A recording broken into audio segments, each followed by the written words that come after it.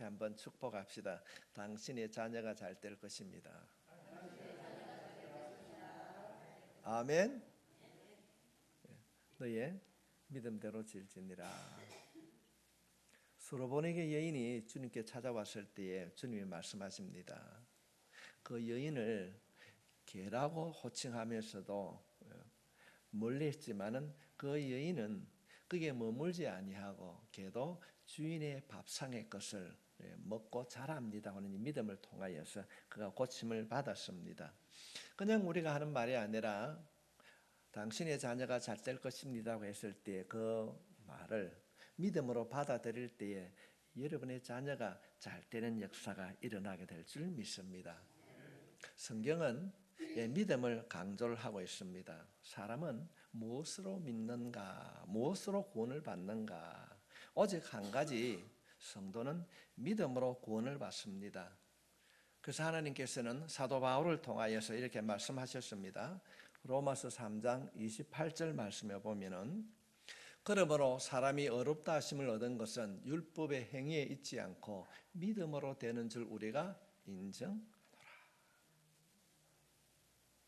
우리가 잘 아는 에베소서에서는 이렇게 말씀하고 있습니다. 에베소서 2장 8절 말씀에 보면은 너희는 그 은혜에 의하여 믿음으로 말미암아 구원을 받았으니 이것은 너희에게서 난 것이 아니요 하나님의 선물이라. 우리가 믿음으로 구원을 받았다고 한다면은 구원을 받고 난 이후에 우리가 무엇으로 살아야 합니까? 물론 믿음으로 살아야 됩니다. 그래서 어떤 신학자들은 이 믿음으로 살아야 된다고 하는 것을, 이 믿음을 두 가지로 나누었습니다.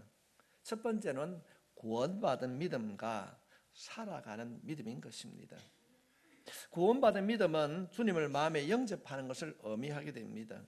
예수님은 세상을 만드신 하나님으로 내 죄를 대신하여 다 속량해 주시고 우리가 지고 할 그 십자가를 주님이 이 땅에 오심으로 우리의 모든 죄와 허물을 속량해 주신 줄 믿습니다. 그래서 돌아가셨습니다. 그리고 죽음의 권세를 이기시고 3일 만에 부활하셨습니다. 이 사실을 우리가 믿는 그 순간 우리는 영생을 얻게 되는 것입니다. 하나님의 자녀가 되고 주님은 내 마음에 들어오십니다. 이 모든 것이 어떻게 이루어지는가? 예수님을 믿는 그 순간 믿음으로 이루어진 줄 믿습니다. 우리 안에 주님이 계신 줄 믿습니다. 그렇다고 한다면 구원을 받은 우리가 어떻게 살아야 하는가? 구원은 믿음으로 받았지만은 구원받은 이후에 우리는 어떻게 살아야 되는가? 주님을 마음에 모신 자는, 구원을 받은 자는 주님을 신뢰하는 믿음, 주님을 믿는 믿음으로 세상을 살아가야 되는 것입니다. 성경은 우리들이 구원을 받은 우리들이 믿음으로 살아가기를 강력하게 요구하고 있습니다. 성경에는 많은 사람들의 흥망성쇠를 기록하고 있는데 그 모든 요인의 대부분이 믿음이었습니다. 이스라엘 백성들은 홍해의 기적과 만나의 기적을 경험하였지만은 왜 그들이 광야에서 멸망했는가? 성경은 말하고 있습니다. 믿음이 없었기 때문에 그렇습니다. 아브라함은 어떻게 믿음의 조상이 되었는가? 그 행위가 완전해서가 아닙니다. 아브라함이 우리의 믿음의 조상이 된 이유는 그가 믿음으로 살았기 때문에 그렇습니다. 우리 모두는 구원을 받았습니다. 구원받은 우리는 이제 어떻게 살아야 되는가? 믿음으로 살아야 됩니다. 이것이 사도행전이 마지막으로 우리들에게 전하는 메시지입니다. 오늘은 사도행전의 마지막 시간입니다. 그렇다고 한다면 우리가 어떻게 믿음으로 살아갈 수 있는가? 성경은 사도행전에 나타난 바울의 모습을 통하여서 우리가 믿음으로 살아갈 수 있는 방법 두 가지를 본문은 우리들에게 보여주고 있습니다. 그 첫 번째는 우리들이 어떻게 믿음으로 살아갈 수 있는가? 환경이 아니라 주님의 손길을 보며 살아가는 것입니다. 주님의 손길을 보며 살아가는 것입니다. 우리 모두는 환경에 영향을 받을 수밖에 없는 육체를 가진 인간입니다. 이것을 아는 것이 신앙생활 하는데 너무나 중요합니다. 하나님은 영이시지만 우리는 인간입니다. 인간은 어떻게 구성되어 있는가? 영과 육으로 이루어져 있습니다. 간혹 혼과 영과 육으로 구했다고 삼분법을 이야기하는데 그렇지 않습니다. 인간은 영과 육입니다. 그래서 우리는 육체를 가졌기 때문에 당연히 환경의 영향을 받습니다. 그래서 몸이 아프면 마음이 약해집니다. 물질이 지나치게 부족하면 내 영이 가라앉습니다. 우리는 인간이기 때문에 당연한 사실입니다. 때로는 믿음의 길을 걷는 자 가운데에도 이 진리를 혼돈해서 마음이 흔들리는 사람을 보게 됩니다. 내가 열심히 살았는데, 열심히 노력하고 신앙생활을 했는데, 어떻게 내가 구원을 받았는데, 내가 기도하는데 이런 어려움이 오는가? 내 몸이 아프고 경제의 어려움을 당하는가? 왜인가? 이런 현실을 부닥치게 되면 많은 사람들이 흔들리는 것을 보게 됩니다. 우리는 육체를 가진 인간이기 때문에 몸이 아플 수 있습니다. 경제적인 어려움을 당할 수 있습니다.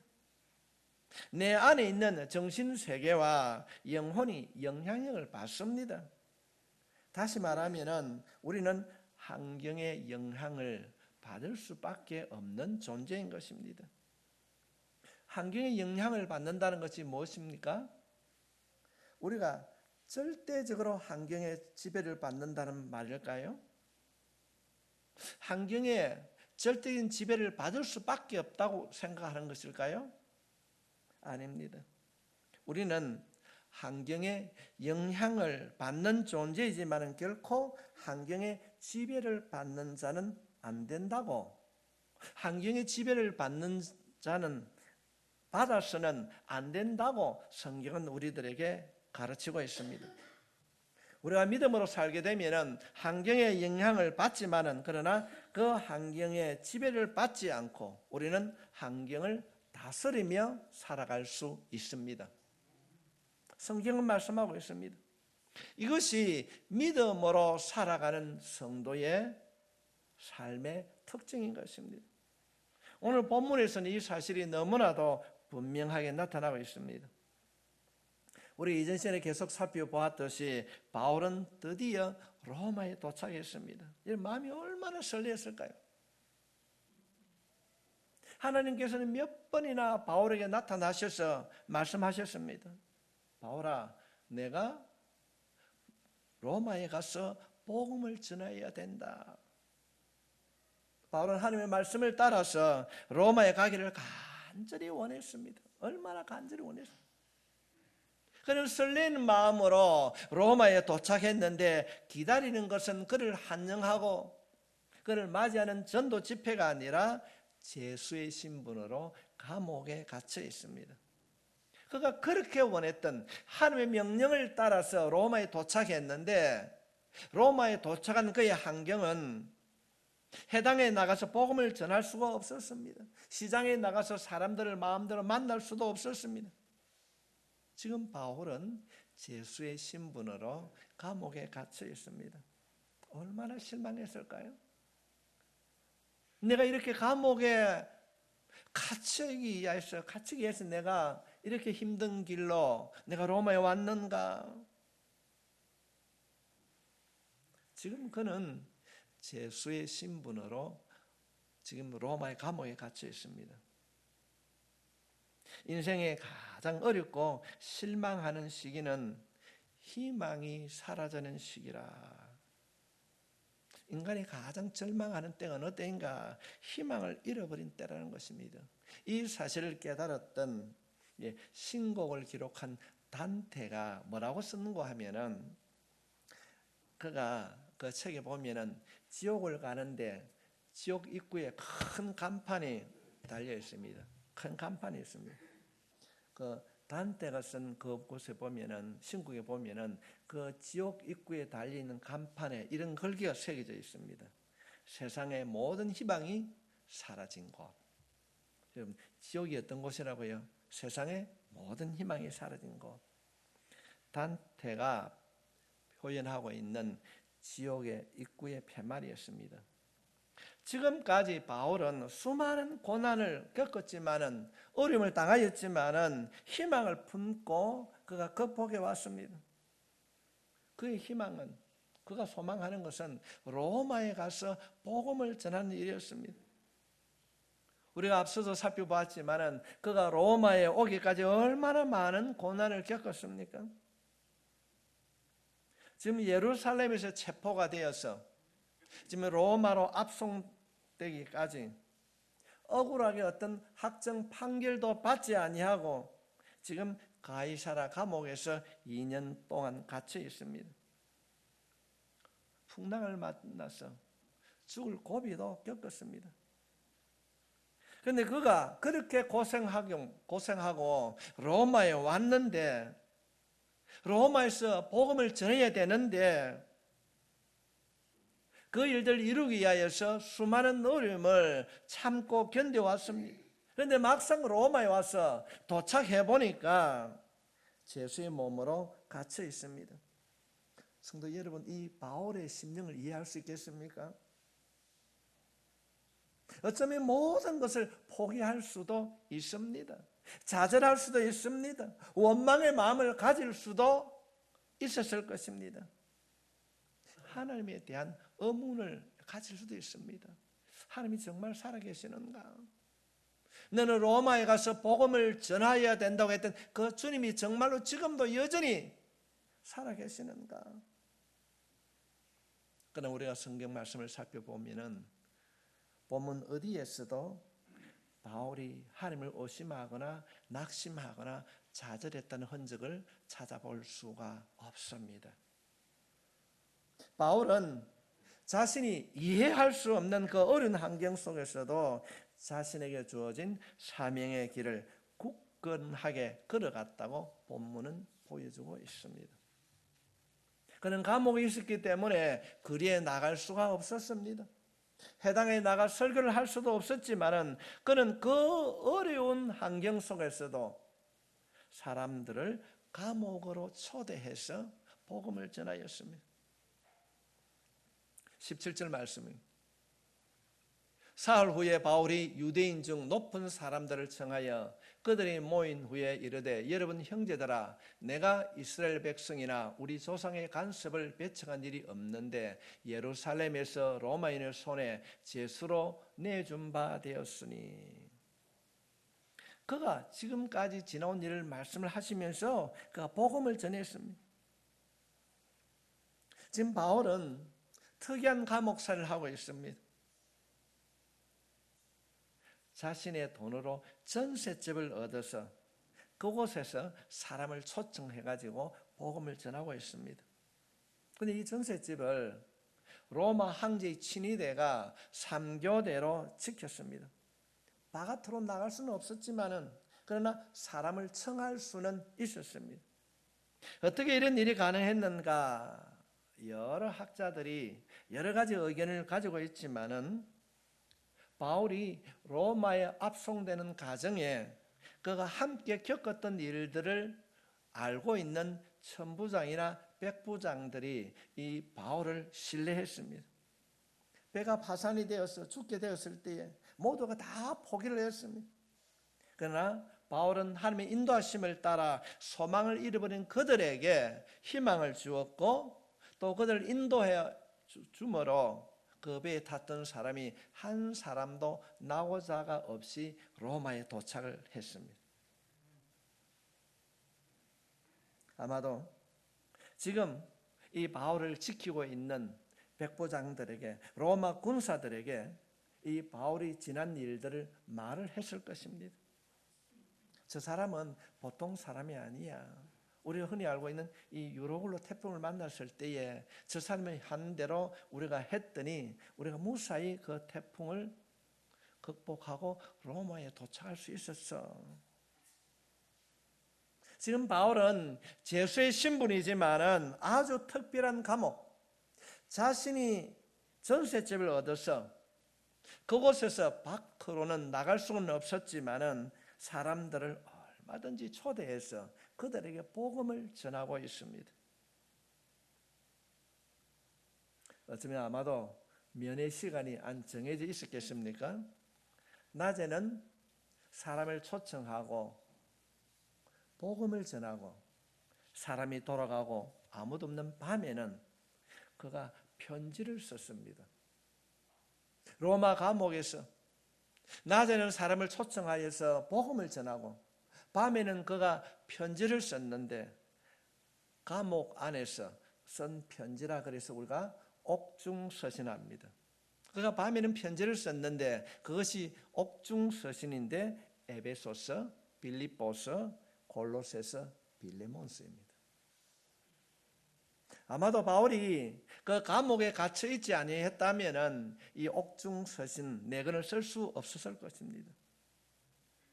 특별히 그가 그 옥중서신 가운데에 가장 중요한 가르침이라고 할 수 있는 그리스도인의 전신갑주에 대하여서 설명하고 있습니다. 에베소서 6장 13절로 17절에 있는 말씀입니다. 그러므로 하나님의 전신갑주를 취하라. 이는 악한 날에 너희가 능히 대적하고 모든 일을 행한 후에 서기 위함이라. 그런즉 서서 진리로 너희 허리띠를 띠고 의의 호신경을 붙이고 평안의 복음이 준비한 것으로 신을 신고 모든 것 위에 믿음의 방패를 가지고 이로써 능히 악한 자의 모든 불하사를 소멸하고 구원의 투구와 성령의 금 곧 하나님의 말씀을 가지라. 성도 여러분, 이 말씀을 가만히 우리가 한번 읽고 생각해 보면은 특별한 것이 있습니다. 뭘 얘기하고 있습니까? 지금 바울을 지키고 있는 로마 병정들의 옷을 설명하고 있습니다. 로마 병정 복장입니다. 지금 바울은 감옥에 갇혀 있지만은 로마 병정들의 자신을 지키고 있는 이 병정들의 옷을 통하여서 하나님이 어떻게 자신을 다듬고 있는가를 우리에게 보여주고 있습니다. 오늘 우리의 가장 중요한 진리, 그리스도인의 전신갑주, 지금 복음을 써내려가고 있습니다. 이것이 오늘 말씀의 핵심입니다. 복음의 전신갑주. 바울은 어려운 환경 속에서도 환경의 지배를 받지 않고 환경 안에서 하나님께서 자신을 주신 사명의 길을 걸어갔다는 것입니다. 우리가 신앙생활을 하는 가운데에 때로는 환경의 지배를 받을 수 있습니다. 그러나 그 환경에 나를 힘들게 한다 할지라도 우리 자신에게 주어진 그 사명의 길을 걸어가야 된다고 하는 것을 본문은 우리에게 말씀하고 있는 것입니다. 바울도 육체를 가진 인간인데 어떻게 가능했는가? 바울은 그렇게 할 수 있었던 이유는 바울은 환경의 영향을 받았지만은 환경을 바라보고 낙심하거나 환경을 신뢰하는 것이 아니라 주님을 신뢰하고 주님을 바라보았습니다. 주님을 바라보았습니다. 이것 때문에 바울이 이런 행동을 할 수가 있었습니다. 만약에 바울이 환경을 바라보았다면 그는 낙심했을 것입니다. 바울 앞에도 두 개의 길이 놓여 있었습니다. 환경을 바라보고 주저앉을 것인가, 주님을 바라보고 일어설 것인가. 바울은 환경을 바라보고 환경을 붙드는 자가 아니라 주님을 바라보고 주님을 붙들기로 결정했습니다. 우리 오늘 이 시간 이 말씀을 통하여서 우리들 또한 신앙생활을 하는 가운데 여러 가지 환난과 때는 아픔과 고통을 통하여서 우리들이 어떤 선택의 길에서 환경을 바라보고 여건을 바라보고 그것을 따라가는 자가 아니라 바울처럼 주님만을 바라보고 주님을 따르는 자가 될 수 있기를 바랍니다. 로마에 오기까지 바울은 자신의 삶을 인도하신 그 주님을 그는 알고 있었습니다. 눈에 보이지 않지만은 그 암담한 현실 속에서도 환경보다 그 하나님 그 오묘한 손길을 바라보고 그 주님을 의지하기로 결단했습니다. 결사대가 결성돼서 자신을 죽이려고 했을 때 여러 가지 일들을 겪으면서도 그때마다 하나님께서 자신과 함께 해주신다는 사실을 바울은 알게 되었습니다. 하나님이 아니면은, 하나님의 방법이 아니면은 예루살렘에서 로마로 올 수가 없었습니다. 하나님께서는 바울이 죄수의 신분이 되므로 로마 병정들이 그를 지켜주므로 로마에 안전하게 도착할 수 있었습니다. 누구도 상상할 수 없는 오묘한 방법, 그것을 바울이 알게 되었습니다. 살아계신 하나님을 믿음으로 체험하고 도착함으로 지금 바울은 환경을 바라보고 감옥 안에서 낙심하는 자가 아니라, 주저앉는 것이 아니라 오묘한 정말 하나님의 그 인도하심을 깨달았어. 그는 환경을 바라보는 것이 아니라 감옥 가운데 있지만은 감옥 안으로 가는 그 낙심의 자리에서도 그는 사람을 초청하여서 복음을 전하고 있습니다. 얼마나 기가 막힌 방법입니까? 성도 여러분, 여러분의 자신을 한번 돌아보십시오. 우리 자신의 삶을 돌아보면은 때로는 아픔과 어려움이 있었지만은 하나님께서는 때를 따라 여기까지 인도해 주셨습니다. 때로는 그때는 이해할 수 없는 환경이었습니다. 그러나 돌아보면은 정말로 하나님께서는 기가 막힌 방법으로, 오묘한 방법으로 우리를 도와주셨고 여기까지 인도해 주실 줄 믿습니다.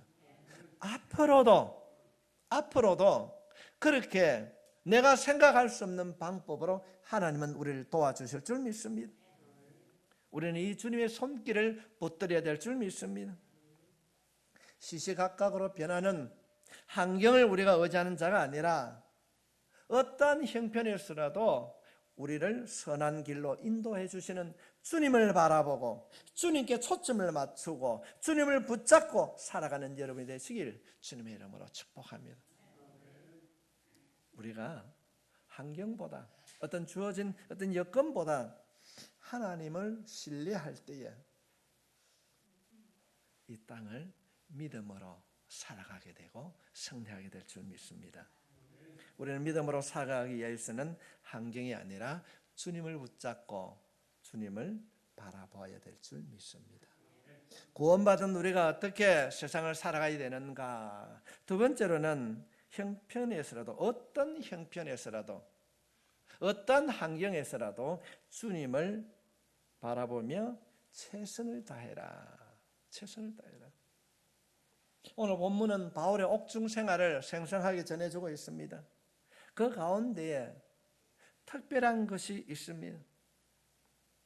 그는 복음을 전하기 위해서 가능한 모든 방법을 동원했습니다. 감옥에 갇혀 있지만은 복음을 전하기 위해서 그는 모든 방법을 동원하였습니다.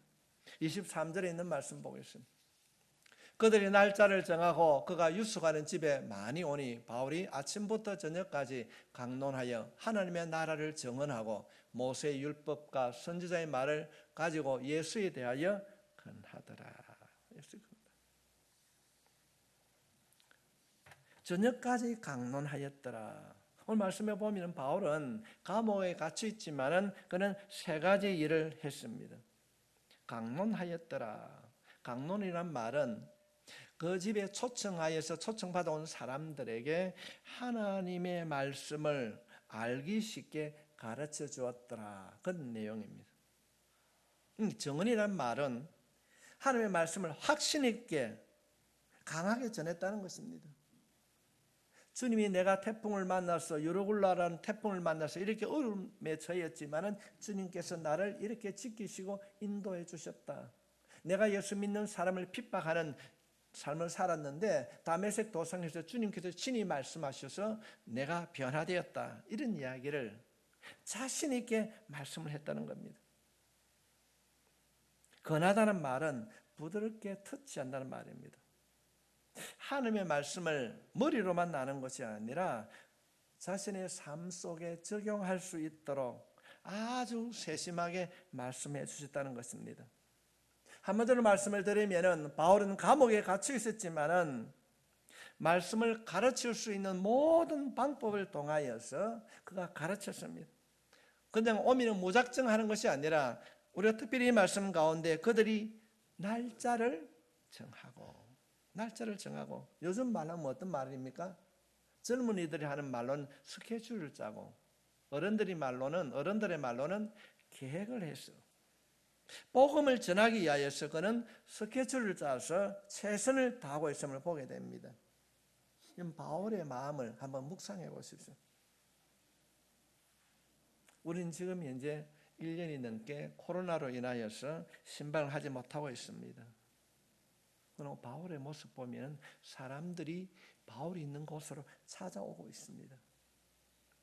바울은 감옥에 있었지만은 한계에 연연하지 아니하고 자신의 사명을 이루기 위하여서 최선을 다했습니다. 30절부터 31절에 있는 말씀입니다. 바울의 고백입니다.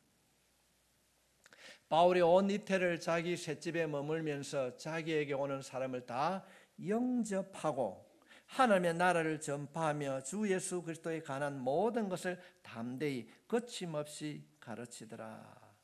이것이 사도행전의 끝입니다. 우리 한번 잠시 생각해 보십시오. 바울이 로마의 감옥에 갇혀 있습니다. 얼마나 그가 감옥에 갇혀 있는 죄수의 몸이지만은 담대하게 복음을 전하고 있습니까? 그는 하루하루를 복음을 전하기 위하여서 최선을 다하고 있습니다. 이것이 본문이 우리들에게 전하는 두 번째 믿음의 삶인 것입니다. 믿음으로 사는 자는 항상 어디에서나 어떤 때나 최선을 다해야 된다고 성경은 가르치고 있습니다. 오늘 내 인생이 마지막인 것처럼 최선을 다하는 것입니다. 당장 내일 어떤 인생이 끝이 난다 해도 믿음의 사람은 오늘 하루에 최선을 다하는 것입니다. 우리가 그렇게 살게 되면은 어떤 결과가 일어나는가? 그 결과를 놀랍게도 사도행전이 기록하고 있는 것이 아니라 바울이 기록하고 있는 옥중서신에 잘 나타나고 있습니다. 빌립보서 4장 22절에 있는 말씀입니다. 모든 성도들이 너에게 문안하되 특히 가이사의 집 사람들 중에 몇이니라. 모든 성도들이 너에게 문안하되 특히 가이사의 집 사람들 중 몇이니라. 그냥 읽고 지나가면 아무것도 아니지만은 놀라운 구절입니다. 가이사의 집 사람들 중. 가이사가 누굽니까? 로마의 황제입니다. 시저입니다. 로마 황제를 뜻하고 있습니다. 지금 바울을 누가 감옥에 가두었습니까? 로마 황제가 가두었습니다. 가이사입니다. 그런데 성경은 말하고 있습니다. 가이사 집 사람들 중에 몇이라고 말합니다. 오늘날 말하면 왕이 있는 곳이 어디입니까? 청와대입니다. 청와대 경호처에 있는 사람들 중에 몇이 예수님을 믿었다는 것입니다. 바울이 2년 동안 죄수의 몸으로 자기 셋집에서 사람들 초청하여서 복음을 전합니다.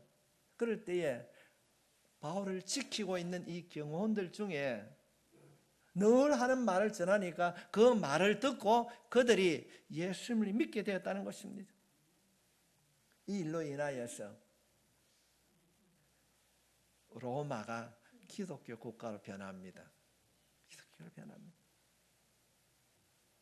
참 하나님의 오묘하고 탁월한 방법입니다. 어떻게 일어나는가? 오늘 본문은 한 가지를 말하고 있습니다. 바울의 환경에 지지 않고 믿음의 삶을 살았기 때문에 그렇습니다. 우리 모두는 오늘 본문인 이 말씀을 받아들여야 될 줄 믿습니다. 코로나로 다 어려운 때를 살고 있습니다. 이때에 우리가 환경의 지배를 받아서 포기할 것인가? 오늘 아침에 기독교 방송에 그러더라고요.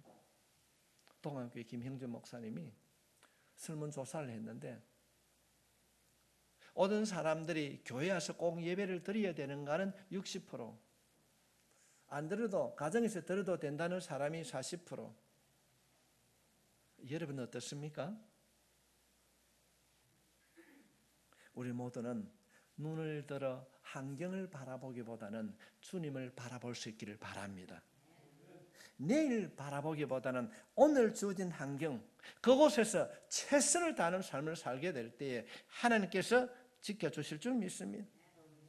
하나님은 언제나 우리와 함께 하십니다. 하나님은 항상 우리를 선한 길로 인도하십니다. 지금은 이해가 되지 않습니다. 세상을 살아가면서 자신이 알고 있는 알미나 경험이나 지식으로는 이해할 수가 없습니다. 그러나 하나님은 우리의 미래를 알고 계십니다. 우리를 의의 길로 인도해 주시는 분입니다. 성도 여러분, 살아계신 하나님을 믿으십시오. 아들을 십자가에 죽이시면서까지도 우리를 사랑해 주시는 그 하나님을 신뢰할 수 있기를 바랍니다. 우리들이 이런 믿음으로 살아가게 되면 환경에 영향을 받지만은 환경에 지배를 당하지는 않을 것입니다. 환경을 이기고 바울처럼 승리하는 자가 될 줄 믿습니다. 이 길을 걸어가는 여러분 모두 될 수 있기를 주님의 이름으로 축복합니다. 고린도후서 5장 7절 말씀 떼어주실랍니까? 우리 한번 같이 읽겠습니다. 시작. 이는 우리가 믿음으로 행하고 보는 것으로 행하지 아니함이로다. 아멘. 이것이 우리의 고백이 되어야 될 줄 믿습니다.